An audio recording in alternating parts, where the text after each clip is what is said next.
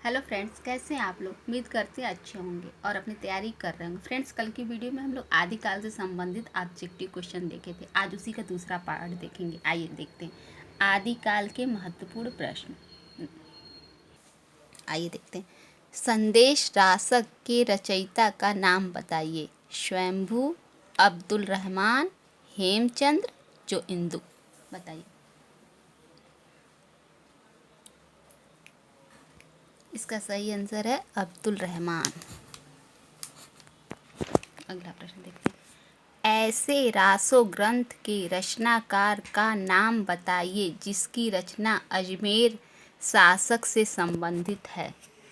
बताइए। दलपति विजय, नरपति नाल, नल सिंह या मधुकर भट्ट। बताइए।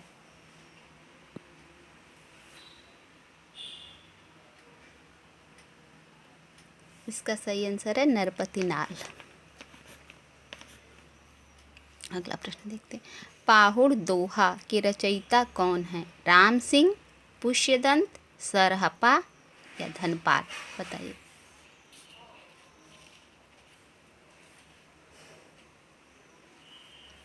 इसका सही उत्तर है राम सिंह। अगला प्रश्न देखते हैं। इनमें से कौन सा कवि आदिकाल का नहीं है। चंदबरदाई, जगनिक, नाभादास, दलपति विजय।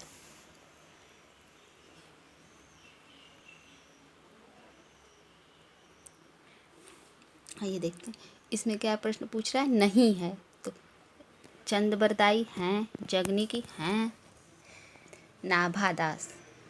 इसका सही आंसर नाभादास। नाभादास नहीं है, वो भक्ति काल के हैं। दलपति विजय ये भी हैं। आइए अगला प्रश्न देखते हैं। किस ग्रंथ में चंदबरदाई को छप्पयों का राजा कहा गया है। शिव सिंह सरोज में, पृथ्वीराज रासों में, मुंज रासों में, इनमें से कोई नहीं। बताइए।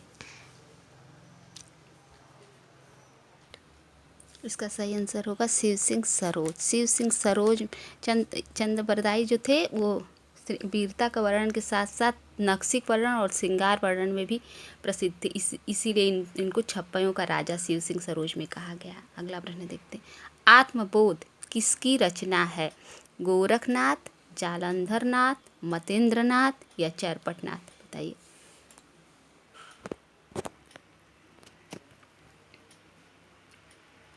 इसका सही उत्तर होगा गोरखनाथ। आत्मबोध गोरखनाथ की रचना।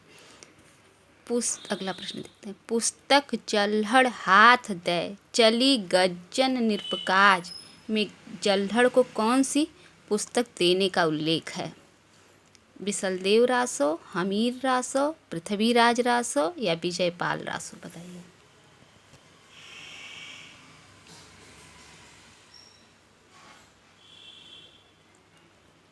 इसका सही उत्तर होगा पृथ्वीराज रासो। अगला प्रश्न। राजमती से रूठकर बिसलदेव कहाँ गया था। कर्नाटक, उड़ीसा, तमिलनाडु या आंध्र प्रदेश। बताइए।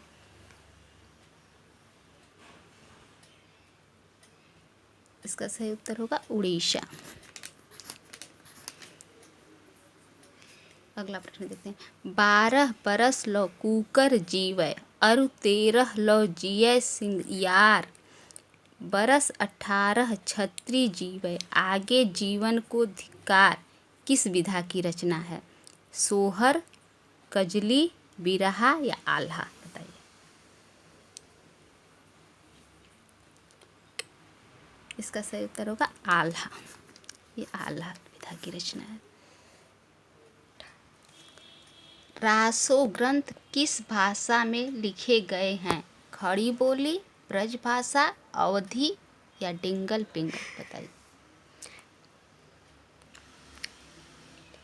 इसका सही आंसर होगा डिंगल पिंगल। अगला प्रश्न देखते हैं। आदिकाल में किस प्रकार का साहित्य लिखा जा रहा था। नंबर 1 पर जनजीवन से हटकर राजाओं की वीरता का अतिरंजित वर्णन या फिर कृष्ण भक्ति पर आधारित काव्य या निर्गुण की उपासना या उपयुक्त किसी प्रकार का नहीं। बताइए। सही उत्तर होगा जनजीवन से हटकर राजाओं की वीरता का अतिरंजित वर्णन। अगला प्रश्न देखते हैं। वीर गाथा काल के प्रसिद्ध प्रबंध काव्य का क्या नाम है? पद्मावत, पृथ्वीराज रासो, कामायनी या रामचरितमानस? बताइए। इसका सही आंसर होगा पृथ्वीराज रासो।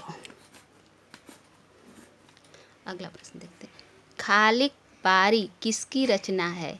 अमीर खुसरो, निजामुद्दीन औलिया, मलिक मोहम्मद जायसी या नूर मोहम्मद? बताइए। इसका सही उत्तर होगा अमीर खुसरो।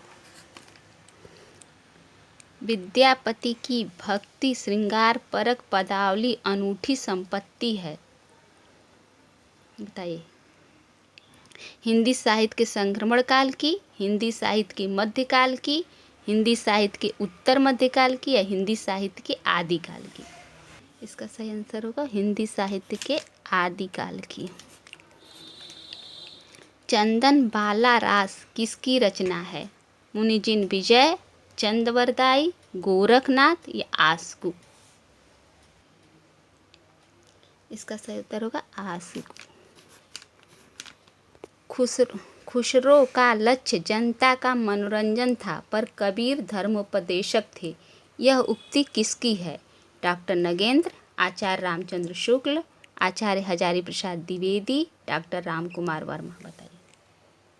इसका सही उत्तर होगा आचार्य रामचंद्र शुक्ल। नवनाथों में इनमें से कौन सम्मिलित नहीं है? बताइए। गोरखनाथ, नागार्जुन, देवसेन, जड़ भरत? बताइए।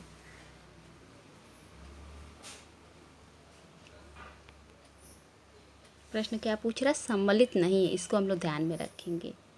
गोरखनाथ थे, नागार्जुन थे, जड़ भरत थे, नहीं सम्मिलित थे देवसेन। इसका सही उत्तर होगा देवसेन। अगला प्रश्न देखिए। आल्हा और उदल के चरित्र को वीर गीतात्मक काव्य के रूप में रचने वाले कवि हैं? भट्ट केदार, श्रीधर, जगनिक, चंद्रवरदाई? बताइए।